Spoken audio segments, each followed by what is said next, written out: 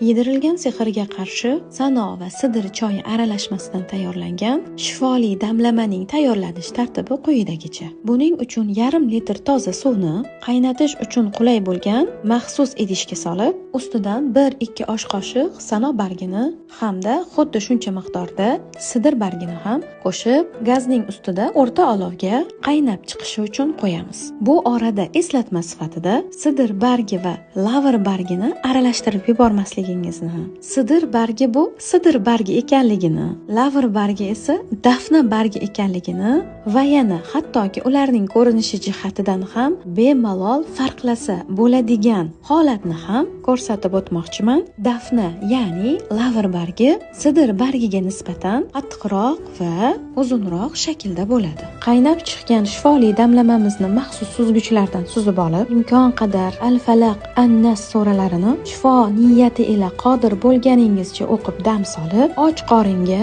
o'rtacha 3-4 kun davomida ichilib boriladi. Bu damlamada Sano tabiiy surgudorsi hisoblanib, ichni tozalasa, Sidir esa sehrni haydovchi quvvatli giyohlar tarkibiga kiradi. Tabiiyki, bemorda tozalanish jarayoni o'ziga yarasha og'riqli kechadi. Sababi oshqozonda yopishib olgan sehr osonlikcha ko'chib o'tmaydi. Ilk og'riq bir kuchayib, keyin kundan kunga kamayib, bemorning holi yaxshilanib boraveradi beiznillah.